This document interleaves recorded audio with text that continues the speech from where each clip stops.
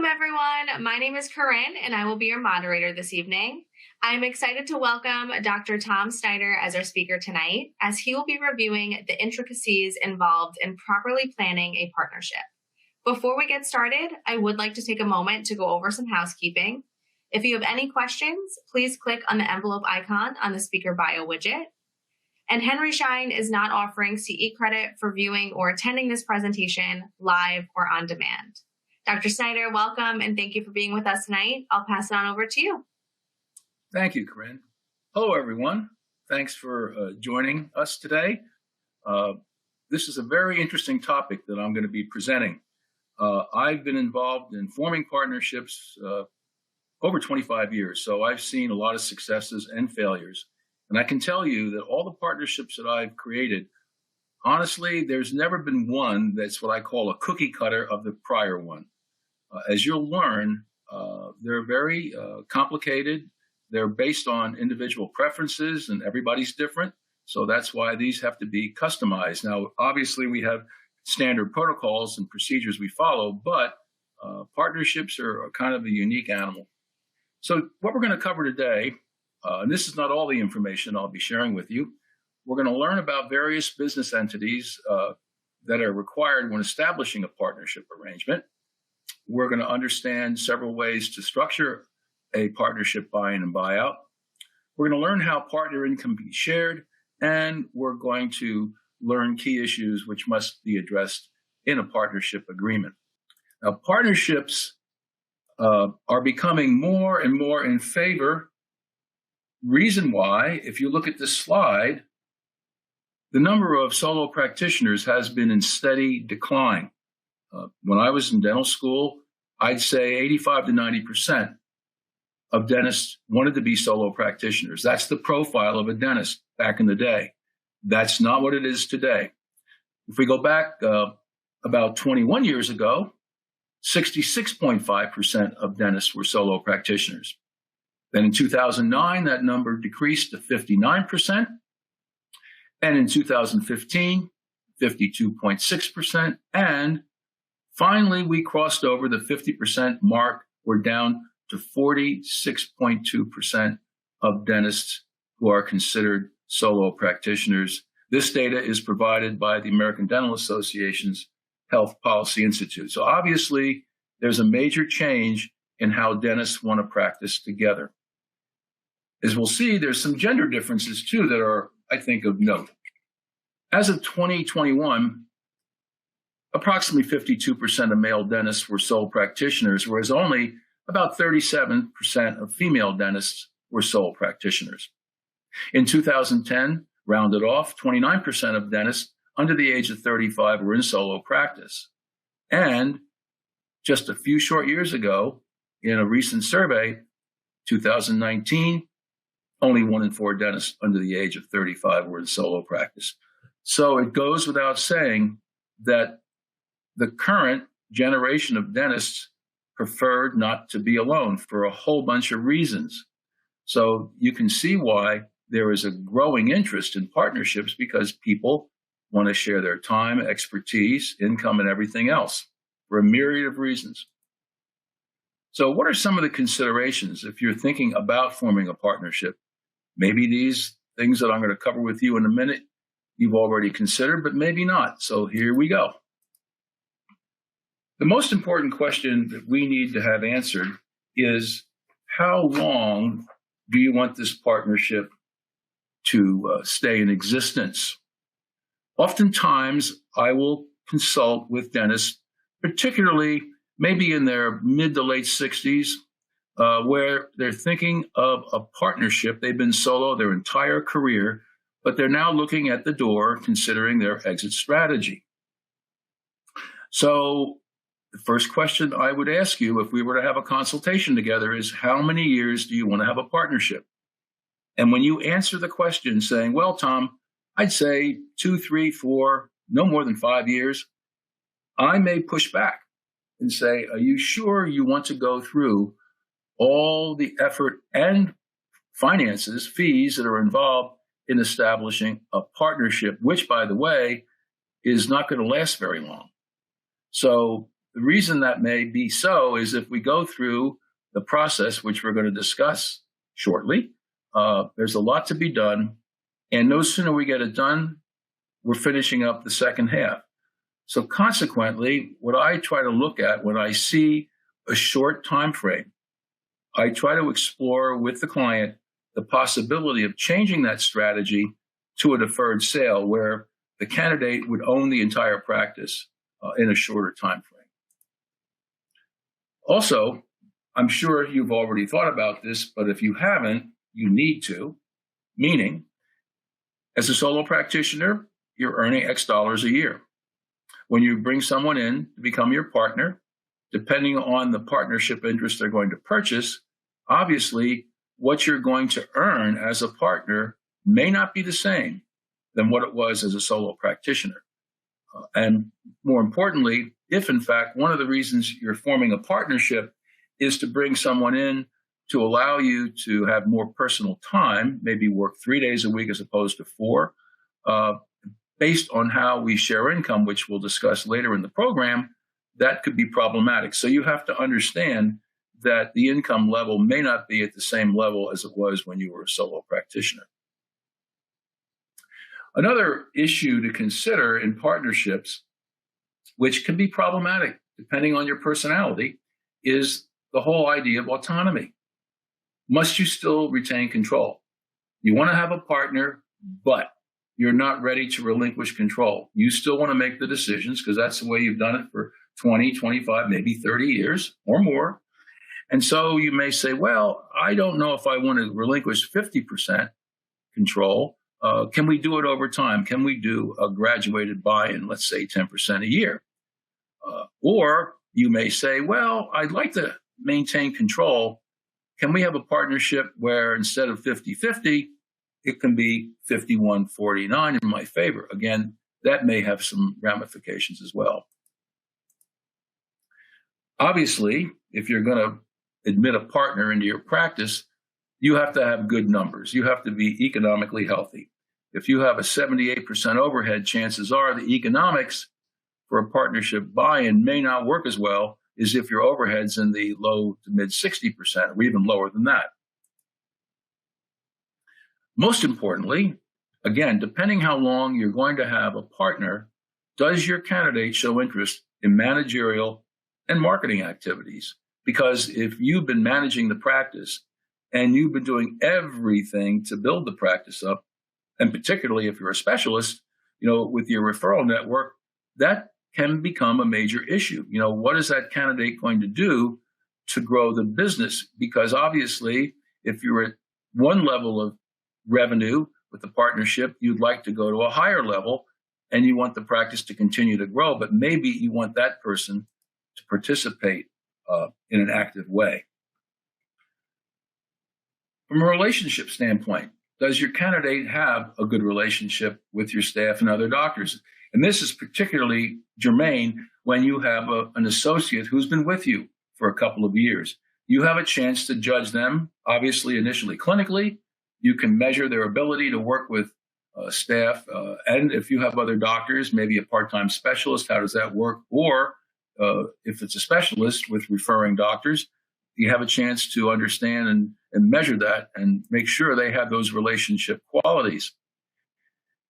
If there's going to be spousal involvement in the practice, if that's applicable, that should be addressed in advance. So if your spouse happens to be the office manager, will that person continue in that role?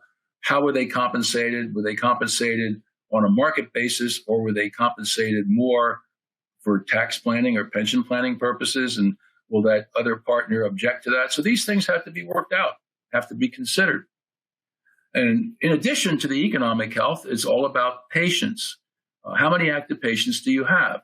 For a general practitioner, we look at a doctor being pretty busy if they're working a 4-day week schedule, having a patient base of between 1,100 to 1,300 patients to be a full-time doctor. So again, if you don't have, let's say 1,800 patients, it may be a little interesting to see if that partnership can be robust. However, when you have a situation where maybe the patient base isn't as strong, you may not care because your goal having a partner, not as only to get your exit strategy in order, but it's also you want to take more time off. So quality of life may be a driving force in you forming a partnership. Also, how about the new partner's production? And we'll talk about some specifics in a moment. How much can they generate? For example, we have found in our experience, so this is based on your fee schedule, but in order to have a successful full-time partnership, we try to look at a goal of $40,000 to $45,000, not only in clinical production, but in collections. Because if you are writing off 20 or 25% of your production, that number could be well below 40,000. So we have found from experience, when you get below that number of 40,000, particularly, the economics of a partnership sometimes aren't as robust as you would hope it to be to convince your associate to become your partner. And also another driving factor, and this we find in situations where you've had an associate who's been with you for a number of years. And I've had this happen more than once in my career, where the doctor's been there a number of years. They finally want to be a partner. The senior doctor is ready to have a partner, but Dr. Junior Associate is earning $350,000 to $400,000 a year. So you better have a very robust patient base. You better have a very good overhead ratio or net profit, because if you crunch the numbers, their income may not be measurably different than what they're earning as an associate. So that could be an impediment. Again, these are all things that need to be looked at. So let's talk a little bit about a deferred buy-in option. And what do I mean by that? It's a situation where we have two willing parties. You want to have a partnership. Associate's been there. You just don't have enough patience. So what can we do? We say, well, we're going to defer this opportunity. And the reason is your associate maybe is only generating, 28, 30, 35,000 in receipts, just not enough there to support an immediate buy-in. But you don't want to dissuade that individual from leaving, particularly if you're in a smaller town or even a rural area where it's not as easy to find new associates. In urban areas, it's not as difficult because that's where most of our practitioners want to live, namely in urban and suburban areas. So what do we do? Well, what we do is say, let's have a partnership, but we're going to have some metrics. We're going to set some targets so that you, the associate, can meet them. And once we know that's going to happen, we can make it occur. So we try to create a baseline practice value at the outset. Why do we do that? Many times we get involved in partnership consultations and the associate's been there for a couple of years and a value hasn't been prepared. So now a value is prepared. Associate's been there for a while. Associate really has driven that practice to levels never before experienced by the owner doctor. And that associate's going to say, well, I'd like to be your partner, but can you cut me a break on the value? Because if you're including all my production.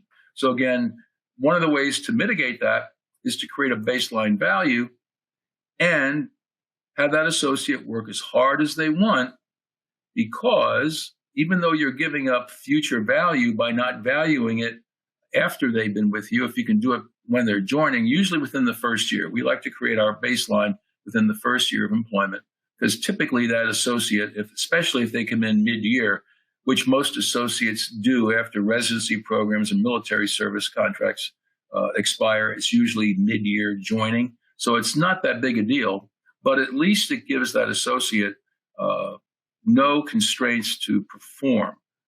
And if you have a profitable practice, you should be making 25 to 30, maybe 35% profit margin on your associate's effort during that time. So if I were to look at your income tax returns, I would see a bump in your profit by having that associate, even though they're not your partner. and you're kind of giving them a locked-in value. Again, that's just a way to look at it. We still update the value, however, at the time of the buy-in.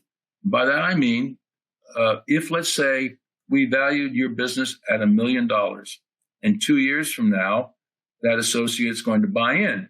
And let's assume the practice grew, and the value, theoretically, if we would have valued it right before the partner joined, it might be worth 1.3. So we're not going to do that, right? We're going to lock it in on a buy-in.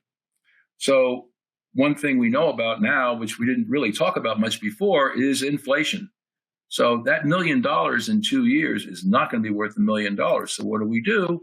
We adjust that value by referring to the Bureau of Labor Statistics inflation calculator. And for those of you who like to play with numbers, go to bls.gov, and on the front part of the website, you'll see inflation calculator.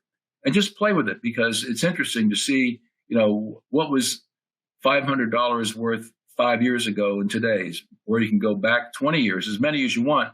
But it is a very dispassionate way to equalize the playing field from an economic perspective. So we like to use that when we update our values when it's constructed that way. Now, one of the important components when we get involved in a deferred buy-in is preparing a pro forma, which is a financial analysis. And what we're going to do is look at future performance of all the parties, the associate, yourself, hygiene, there are other specialists there, other doctors, and we factor that in over a 5-year period. And what we do is use that to come up with what's a reasonable buy-in number for this deferred buy-in. So once we determine that, now the associate knows, everybody knows that we can make this thing work, but it may take a little while. And it's really up to you to decide how long you want this performance to continue.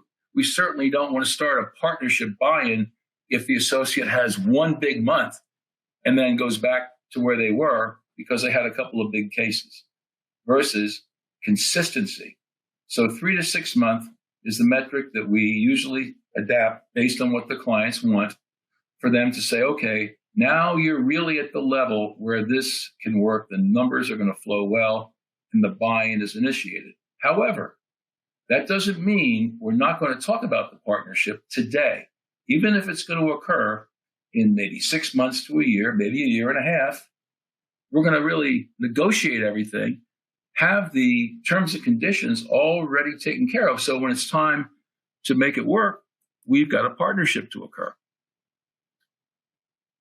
Now let's change topics and talk about business structure.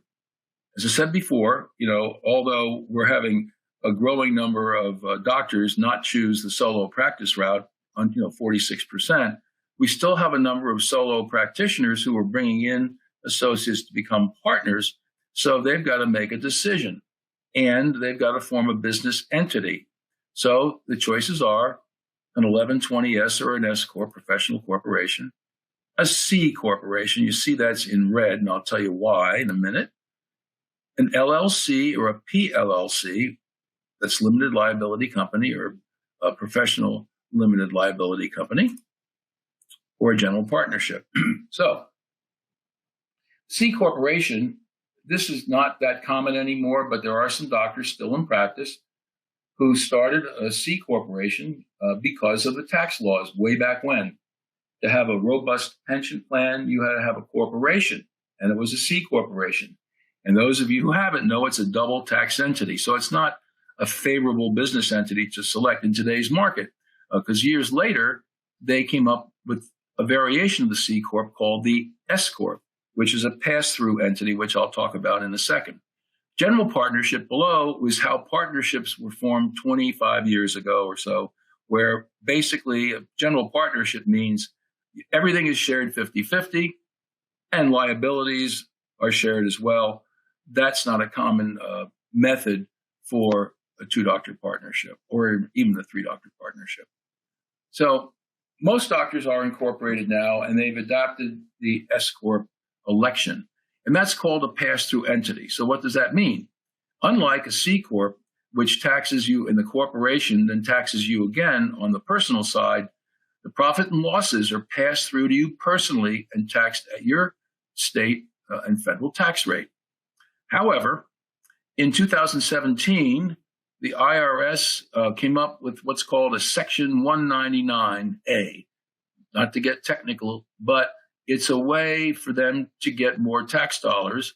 And so what they did is offer you some type of a deduction, but it was all based on your income. So if you were married filing jointly, you would get 20% of $329,800. If you were single or sole proprietor, it started at $164,900. Bottom line is, without getting into tax discussion, there are some things that need to be considered that affect your pass-through dollars. However, what's more important is, are you as a shareholder in your corporation paying yourself a reasonable salary before that 20% reduction can occur with your distributions?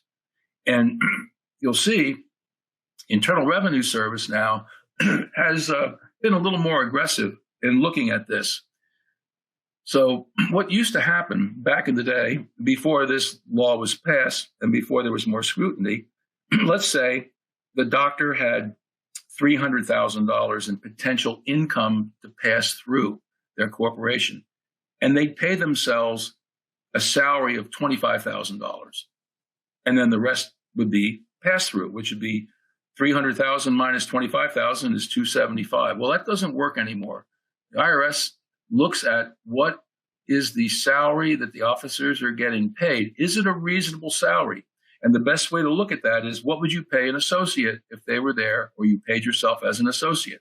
And that would be your salary. And of course, the whole idea of reporting more in a K-1 is to avoid the Medicare tax component. But as I said, the audits have increased, even though there's not as many auditors out there as there used to be. Maybe there will be in the future. That's one area that they're looking for additional dollars, because they want doctors to report a higher salary so they can get that payroll tax and Medicare tax. And in an S corp, this is a very important distinction, and I'll show you why it is so. The pass-through income, that's after the doctors paid themselves a salary, whatever's left over, that passes through to your personal return. That amount of income or distribution, if there's two partners, have to be based on ownership percentage. What do I mean by that? Let's assume we have a partnership now, and it's taxed as an S corp, and there's $100,000 of distributable income. Forget what the salary was. Maybe the salary for Dr. A was higher than Dr. B because they produced more, which we'll cover shortly. But that $100,000 has to be split based on ownership. So it goes 50-50, 50,000 each. That can't change. So that's something that needs to be factored in when you're looking at an S corp as far as distribution.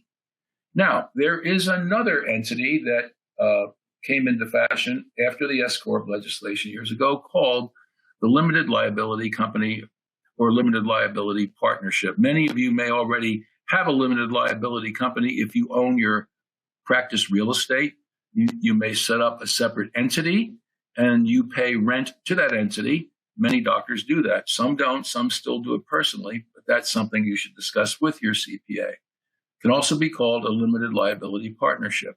In some states, it's called a professional limited liability company or professional limited liability partnership.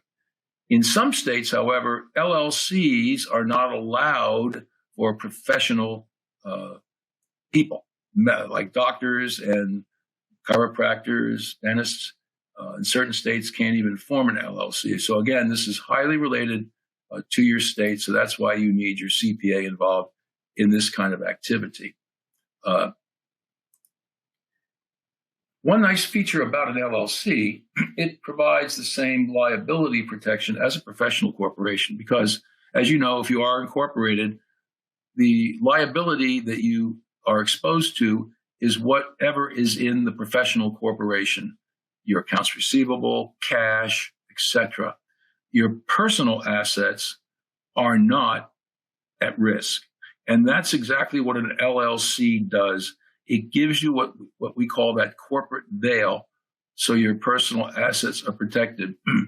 However, it doesn't shield you from malpractice issues, but from typical types of lawsuits from patients, et cetera, that may happen.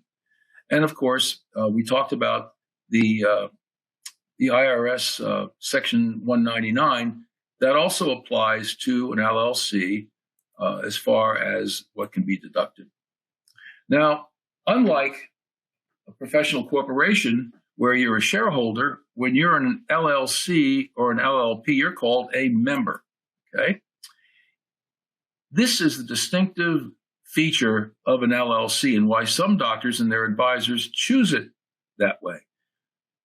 As I mentioned, in an S Corp, when you have that $100,000 theoretical distribution pool in an S Corp at a 50-50 ownership, each doctor gets $50,000. That's not the case in an LLC or an LLP. The distributions can be disproportionately distributed, meaning if you wanted to base your compensation on more of a production-related arrangement, let's assume that Dr. A produces 60%, Dr. B produces 40%. Well, in an LLC, if you wanted to, the distributions, instead of that 50-50, would be 60-40. So Dr. A would get 60,000, Dr. B 40,000. Again, a major difference. Again, it all depends on how you intend to share income, whether this particular feature is germane to you. Now, when you're paid as a member in an LLC, you're paid a guaranteed payment. It's not a salary. What does that mean? Well, if you were a solo practitioner, you paid yourself a draw and you filed quarterly tax payments. That's exactly what you do in an LLC. It's treated as if you're a solo practitioner to the extent that you pay 100% of the payroll taxes, et cetera. Okay? Personal items, of course, can always be charged to the member's draw, but it's important to remember you file your taxes quarterly in an LLC. Now, theoretically, you could, if you wanted to, pay yourself a salary, but most doctors prefer to file quarterly. So what are some of the major issues that we face in partnerships? Well, obviously, the buy-in, the buyout method, and operational issues. Those are the major categories that we deal with because one of the things you're going to learn, in the buy-in, there's a lot upfront work that has to be done deciding what's your business entity and how is the equity going to be transferred. So it's a major issue. And almost equally important, especially if you have a shorter term partnership, let's say your partnership is going to last 5, 6, 7, 8 years, what about the buyout? Do we have a guaranteed buyout or are we at risk, which we'll talk about? And of course, how do we make decisions? What are operational issues? So let's dig into this a little bit.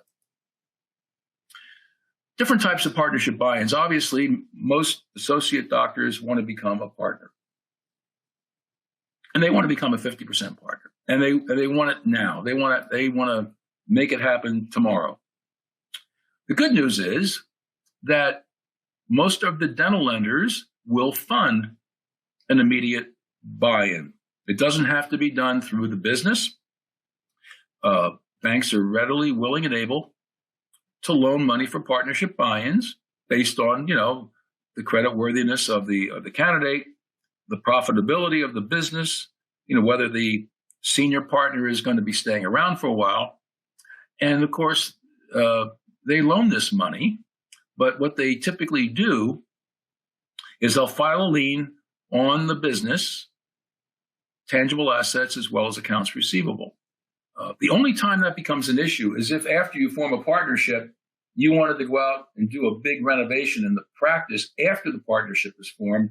Now, I just borrowed $500,000 to become your partner, and I went to ABC Bank, and now you and your new partner want to borrow $300,000, but you go to XYZ Bank. XYZ Bank says, sorry, Dr. Snyder, the only way we can loan you that $300,000 is if you, Dr. Partner buy-in, you will apply for a new loan and we'll take out the other loan, whatever that balance is, from Bank ABC, because we're going to have to place a lien on this. So therefore, when you have two different banks, that doesn't really work unless the second bank is going to take out the first loan. So something that some doctors aren't aware of, but need to know.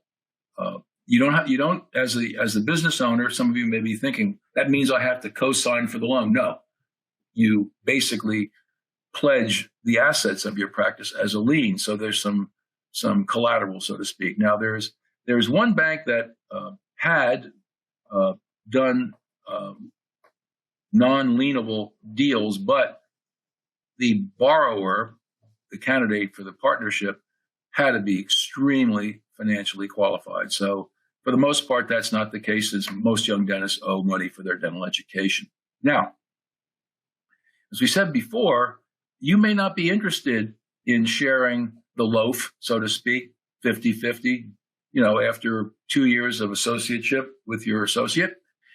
You'd say, well, they're not quite ready. I don't want to do a deferred buy-in. Let's do a phase buy-in. So that typically is for doctors who have less experience and are lower producers. So typically you will offer that at 10 to 15% annually. It doesn't have to be that. It can be lower, it can be higher. And usually when you have those types of arrangements, you may be able to get the first 10 or 15% or whatever equity you're transferring up front in cash, but thereafter it's financed internally, which you may or may not want to do. And of course, when you form these types of buy-ins, really the junior partner has no control. So oftentimes the advisors for the junior partners are going to ask for a lack of control discount to part of the value because they can't make decisions. They're in a sense, they're glorified associates who have an equity position, but they're not equal to you as they would be if they were a 50-50 partner. Let's look at some common buy-in structures. One, a very common one, is a stock sale. We're talking in cases of a professional corporation. There can be a stock sale excluding goodwill in certain instances where there's a more creative approach, some tax ramifications, of course, as well. And what's becoming more and more common with doctors who, I should say the owner doctor, the founding doctor, has a professional corporation. We're looking at a growing number of deals done through the asset sale approach, which we'll talk about. So option number one, 100% stock sale. So you own a professional corporation, you go to your accountant, you say, oh, okay, Tom, this is an easy deal. You got $1 million value in your practice. You're going to sell Dr. X $500,000 interest, and we'll sell them half your stock. So for the seller, that's a good deal. Why? Because it's 100% capital gains treatment. And the IRS likes this type of deal because it's not complicated. There's no special conditions and things of that nature. They kind of like that approach. However, if you present this option to your associate candidate, or we're bringing a new partner in, whatever the case may be, they're going to have advisors. And based on who their advisors are, there may be pushback to this approach. And they're going to say, no, my client is not going to do this. It's not practical. It's not affordable. So you go back and forth. Your advisor said, no way, it's got to be a stock sale. So what usually happens in cases like this, where it has to be a stock sale, in other words, there's no variations on the theme, then sometimes a reduction in value is appropriate as a concession to the purchaser, because you'll see why it's more costly for the purchaser to buy stock. The big negative for an associate candidate to buy stock in an entity transfer of this nature is that they have to pay income tax on all the compensation earned because the stock purchase is non-deductible. It's paid with after-tax income. And as I always tell young doctors when we have these conversations in our partnership consultation is, okay, you're buying into this business. You're going to be required to buy stock. So look at whatever you're paying as an additional mortgage payment, because that's how you pay your mortgage, with after-tax dollars. That's one of the big reasons why advisors to doctors who are becoming partners will fight tooth and nail not to have this type of a transaction. Why? Well, let's assume you have a stock value of $500,000, and let's assume over time the loan interest in this loan is going to be $94,000. So let's assume that we have a tax rate for this young doctor of 32%. So the reciprocal of that is 68. We divide the 594, which is the loan interest and the stock value, by that amount, and the doctor has to earn $874,000 to pay for that stock. That's one of the major reasons why folks don't like to buy stock. Now, there is another way around it. For example, you value the assets, tangible assets of the business, and allocate those to stock.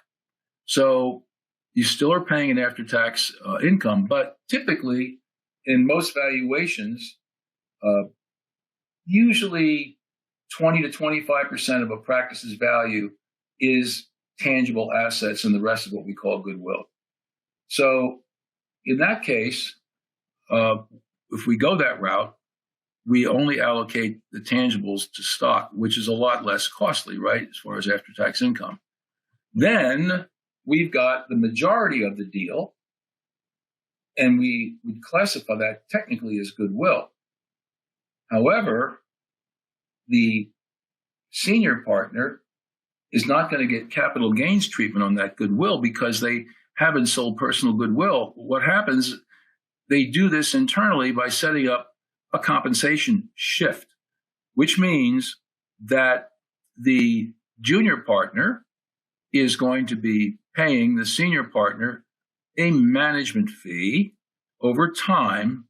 However, that management fee is classified as ordinary income.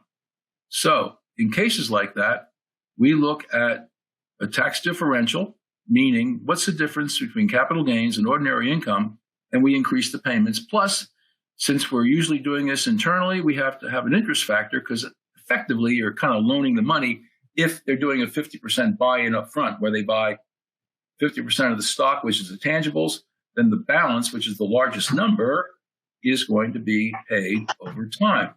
And the big benefit to a purchaser is that this payment is considered a pre-tax item. So, but it has to be internally financed for the most part. Again, that's another method that some advisors propose. And you can see, if we look at this, where let's say the annual payment would be about $91,000, and let's say Dr. Junior's comp was $300,000, their reported earnings would be about $209,000. The other $90,000 goes to the doctor. So again, it's one other way of doing it. However, an entity approach, three-entity approach, becoming very common, is using an asset sale to transfer the interest. What do? Well, let's assume that Dr. Senior is a C or an S corp. And so what's going to happen is that when they form this deal, their professional corporation is going to be the partner, not the individual. And that Dr. Junior would form a business entity as the second partner, either usually an S corp or single member LLC. And here's the big kicker. To do this, you now have to form another entity, and that's the operating or management company. Typically, that's an LLC, and they file a general partnership return. So now you've got three entities. You've got me, the owner, professional corp. I'm the senior partner. Junior partner, the associate doctor coming in, has their S corp or LLC, and they're the partners, not the individuals. And then the operating company is the third entity. So it's more complicated, but there are some benefits, obviously, to Dr. Junior that are much better than the stock purchase. So what happens here is the Dr. Junior is going to buy an interest in the tangible assets from Dr. Senior's entity, or it could be allocated a different way. Nonetheless, the equipment would be transferred in a manner that the Dr. Junior will get some tax benefits. However, the majority of the transaction is done in a way that personal goodwill is transferred from Dr. Senior to Dr. Junior. And why is that beneficial? Well, for Dr. Junior, the goodwill, which is typically, 80 to 80, maybe 75% of total value, is going to be able to be written off over 15 years. So that's a pretty good deal. And the tangible assets also can be written off by the buyer. And more importantly, the money for the buy-in can be loaned to the business entity of the borrower from the bank. And that means the interest payments are deductible. So where we had limited deductibility of interest payments on a stock purchase, we went to the bank and no breakout because we're paying in after-tax dollars. You can readily see why most advisors to buying in doctors are going to throw out this approach in lieu of a stock purchase. So you can see that there's a lot of work that needs to be done at the beginning of this arrangement before we even talk about how we're sharing money. Because if we can't agree on how the taxing portion of this transaction is going to occur, there's not going to be a deal. And I've seen some deals fall apart at this stage early on. So we talked about this operating entity, this third entity, the management company. And what does it do? Well, it pays all the bills. Why? Because all the revenue will flow through the operating entity. Bills the patients, files claims, collects fees. The staff now become employees of the operating entity. Okay? However, you just have to be wary of some pension law restrictions in terms of how you set it up. But nonetheless, this is the entity that is now running the show, and the two partners receive whatever's left over, and it goes through their entities. So again, very common approach now being used. Typically, the owner will pay their own lab-related expenses through their entity, but everything else is paid through the management company. Now, I mentioned before that there is plenty of money available for partnership buy-ins. And as I said before, there's no personal guarantees required by the senior doctor. However, the practice's assets are pledged. Where we get into problems with partnerships with cash deals is if the current partner has a lot of outstanding debt. And so it then becomes a real puzzle to be worked out with the CPA of the owner doctor, and how do we deal with those liabilities, things of that nature. And of course, we could spend a half hour on that discussion, but that's a little bit above what our objective is tonight. Now, some deals require seller financing for whatever reason. And in this case, the Dr. Senior would provide all or a major portion of the funds.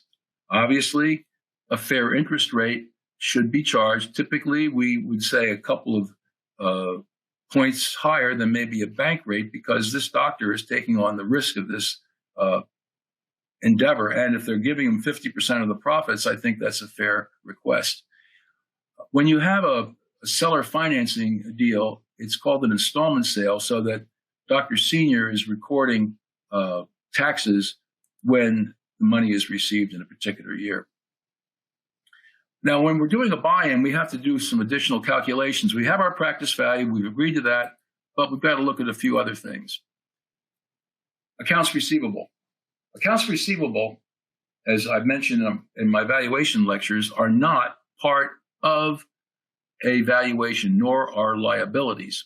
So what has to be factored in to the value is the associate doctor going to be buying the accounts receivable or a portion thereof, and are there outstanding liabilities that need to be cured? So we go through the mathematics and we come in with a net buy-in value. Let's say the net buy-in value is X. We divide it through by ownership. And here's an example. Practice value $1 million. The net AR is 100,000, 50,000 in liabilities. The total net value of the business is $1,050,000. It's a 50-50 partnership. So if I'm the partner to be, I've got to come up with $525,000. So let's talk a little bit about partnership contract issues. One of the things that I think you're beginning to realize, there's a lot of things that go on in a partnership. Unlike selling a practice, it's a pretty straightforward transaction. But partnerships have lots of moving parts, lots of things that need to be addressed because things can happen during the life of a partnership. So if you are going to be forming an LLC, you're transferring that interest, you would have a ownership interest purchase agreement and the operating agreement.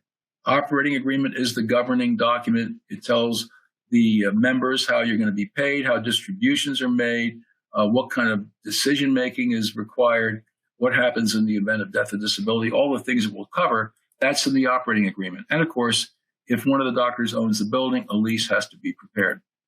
Obviously, if you're a professional corporation, if you're buying stock, there'll be a stock purchase agreement, a stockholder or shareholder agreement, which is the governing document, and because you are employees of your PC, employment agreements, and of course, the lease if applicable. So let's take a look at how partner income can be shared.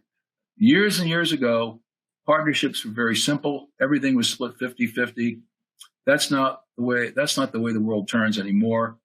There has to be, in our opinion, a production component. So let's look at a few. So we're going to use the term available partner compensation.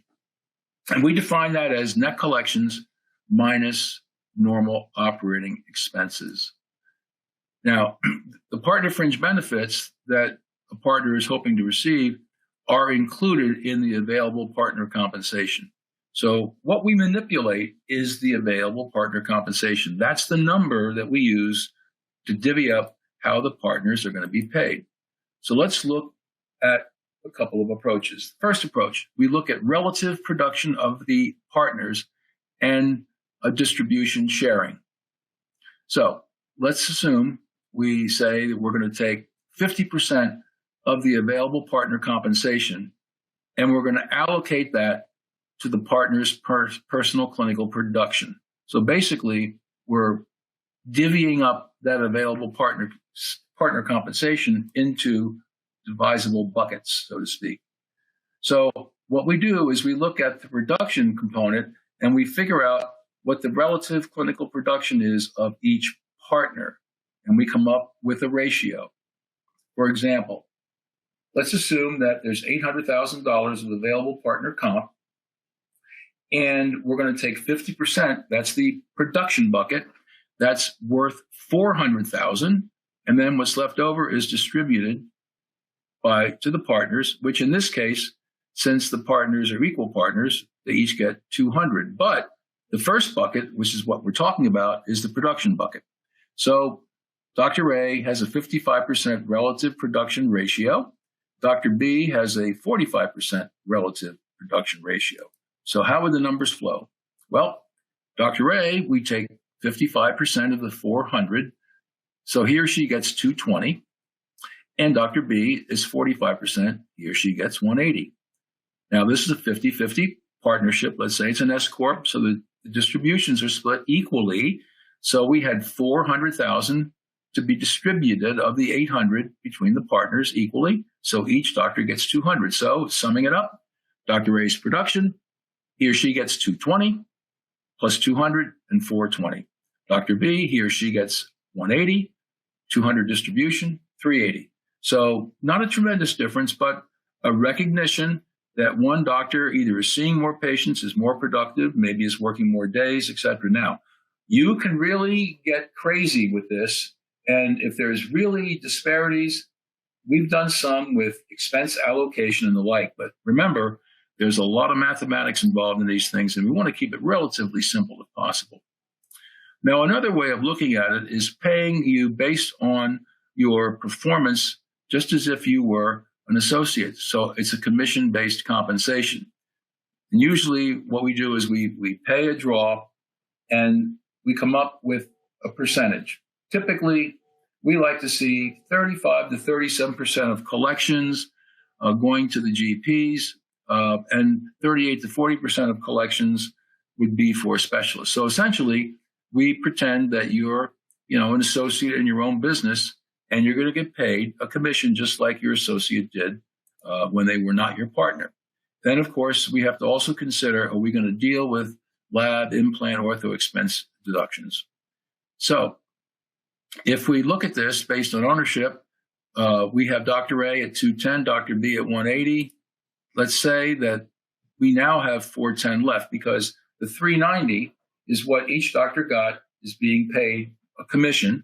So now we take that distribution pool and we split it accordingly. So in this case, commission, one doctor gets 210 because he or she produces more, Dr. B 180, and distributions are a little different. And I can tell you this, we usually run analyses of different methods. And to be honest with you, both methods I just illustrated, usually the difference of adopting the production percentage method over commission are not dramatically different. It all depends on how you want to do the mathematics as far as income sharing. With commissions and distributions, it can be classified as a bonus. And as we said, if it's going to be an LLC, you can have a choice. You can have that distribution being shared on relative production versus in an S corp where it has to be based on ownership. And of course, if there are fringe benefits, those can be charged against the distribution or bonus share that's coming out. Distributions typically are paid quarterly, semi-annually, or annually. Doing it monthly, there's just a lot of mathematics. And I think from a cash flow point of view, it makes sense to do it one of these three ways. Most clients usually like to do it quarterly. Now, another important component, and why we look at this, I've seen partnerships fail or go to litigation, especially on the partnership buyout, because of things happening with the senior partner. For example, senior partner doesn't want to retire. There's no requirement for them to retire. Should have been in the agreement. So we always say, when do you want to be forced to relinquish control? I can say, dealing with younger partners, they've changed their retirement age. I used to hear 65, 70. Now the younger doctors are looking at 55 or 60. So as long as they can do it, that's great. But it's funny to see different generations have different retirement age targets. Another thing you should consider is establishing minimum number of days or hours worked annually. Why? Well, if you don't have that, maybe one of the partners is taking a lot more time off and not working as hard, and that's a problem. And what's even a further problem is if they're not producing at a certain level. So whether or not you want to consider these requirements, at least have a mandatory retirement age. But if you don't look at these other criteria of days or hours on an annual basis to work or minimum production goals, you could end up with some problems. That's why we consider this, because we have seen the problems when they weren't addressed in the original partnerships agreement those clients had. Patient distribution may not be an issue, but typically the entity remains a trustee of all patient records. More importantly, how are patients allocated? Some doctors don't even want to deal with that. Obviously, patients have a preference to go to the provider of their choice. And if there's no provider of choice, then it's up to the admin team to have an equal distribution. Again, some doctors don't want to deal with it, but for those who do, there are ways of dealing with it. Now, risk management considerations, obviously things happen in life. And, I've worked with a number of doctors where there's been a disability. How is that disability handled? Is there any discount to value? Should there be? These are things we need to talk about. A lot of times, disability buyouts, you expecting your partner to go to the bank and borrow money to buy out the disabled partner, or is the practice going to finance the disability buyout payout? Depending on the number of partners, you'll either need a cross-purchase or entity agreement and insurance products that need to be considered. for sure, life insurance. Personal disability has a play because most doctors have the disability before the partnership. And then it's just a matter of the waiting period when, if you're a disabled partner, how much income does the business pay you when you're disabled? You get 100% of your draw, 50% of your draw, 30% of your draw. Well, depending on the answer to that question, really relates to the personal disability policy you have. You know, you have a 30, 90 day wait for when you get your disability benefit. So these are things we need to discuss. And of course, will the office overhead policy be retained? And depending on the age of the partners, there is a product that will allow for insurance funding for partnership buyouts and disability. Another big hurdle that we have to face is management responsibilities and compensation. For example, senior doctor, has been at the helm for 25, 30 years, works a half a day a week, maybe on Saturdays or Fridays, does the payroll, does a little hiring, firing, deals with the accountant on all tax matters, basically runs the show, maybe even does some things on social media, who knows what. However, it takes time. And if the junior partner or the new partner is not interested in those activities and they continue to practice, is that fair? We don't think it is. If Dr. Senior wants to continue to do these things, they should be paid. Now, a lot of times the junior doctors will, yell at me and say, that's not fair. He's getting more money. No, maybe he or she is due $50,000 a year for their responsibilities. So they want to push back and they say, okay, let's go out and hire an office manager or a financial person. What's that going to cost you? And oftentimes when they look at the cost, they say, well, yeah, I'm just paying my partner a salary that should have gone to another person who we'd need to hire if we didn't have that person do that work. So again, that's something to consider. Also, doesn't have to be a salary. It could be a percentage of gross receipts or a percentage of net profit. Again, something that needs to be considered in the conversations. How about if a partner leaves earlier than what everybody was planning to do? Should that partner receive full market value? We don't think so, particularly if they leave within 5 years.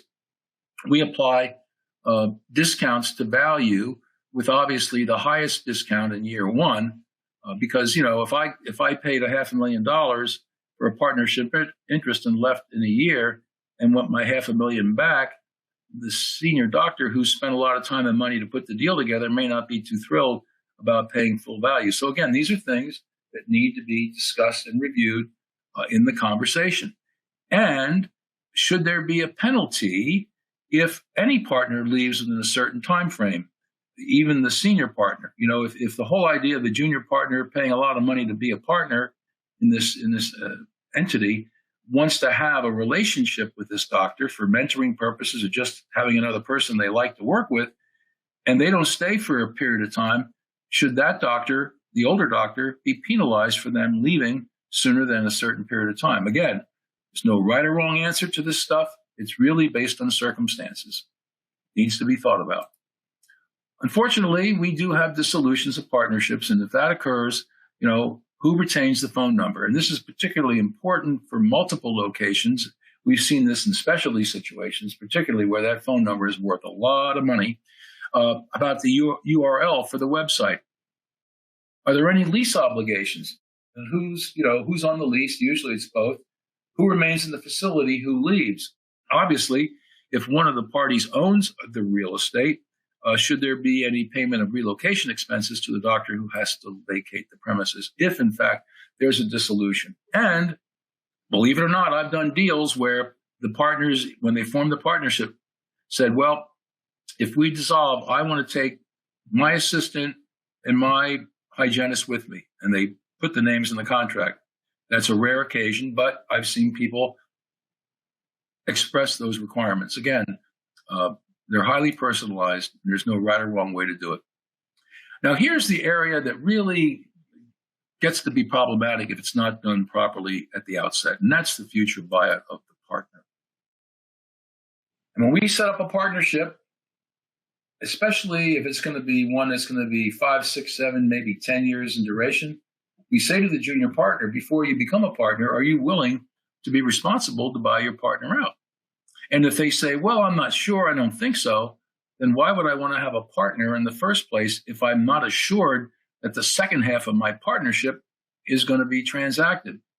And so we sometimes put in liquidated damages saying, if you don't buy me out or make best efforts, and we have to define what best efforts may be, there could be some financial penalties, because the hardest thing for us to do, and we broker practices as well, is to try to go out and find a person to buy out a senior partner's interest when the junior partner doesn't want to buy that person out for whatever reason.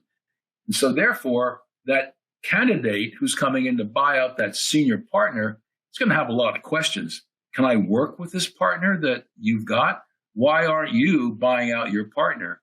Well, maybe I'll buy the senior partner out, but I'm not going to pay full price because there's too much risk. Again, these are things that we run into that need to be discussed.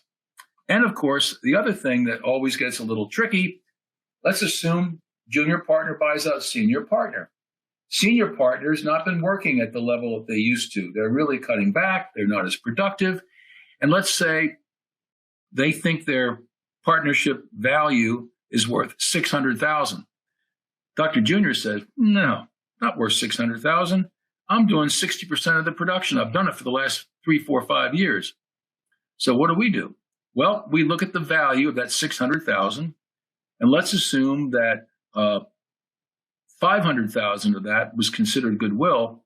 We'll then discount that goodwill by a factor based on the relative clinical production. And what that does, if it's legislated in your agreements, it avoids battles at the end when maybe rightfully the senior partner doesn't deserve that kind of payoff on the second value because they really haven't been contributed lately to the practice's performance. And of course, what about the partner remaining as an employee of the new doctor? How is that going to work? So there's a lot of things to consider. And of course, we go back to how is the partnership going to be funded? Typically getting bank financing is fine for a buyout. However, there are some cases where doctors want to, use deferred compensation, meaning the junior partner wants to pay deferred comp to the senior doctor. The problem with deferred comp is typically there's no restrictive covenant for the senior doctor. That could be a problem for the junior doctor based on the age of the senior doctor and their intentions. There's also a risk to the senior doctor with deferred comp of non-payment. And of course, in deferred comp, it's paid over time. So there is a risk of default. So in my time with you today, I've covered a lot of ground. I hope I've given you all a better appreciation of all the things that need to be factored into setting up a partnership, because as you can see, there are many. Here's the information about contacting us below, and I will turn it over to Corin. Thanks, Dr. Snyder, for the information this evening, and thank you to everyone for attending. We did record tonight's webinar, and we'll be emailing the recording out sometime in the next week. If you are interested in attending future webinars, please visit www.henryscheindental.com/webinars. And lastly, we would appreciate your feedback via our survey that will pop up on your screen shortly. Thank you all for joining us. We look forward to seeing you on future webinars. Thanks again, Dr. Snyder. You're welcome. Good evening.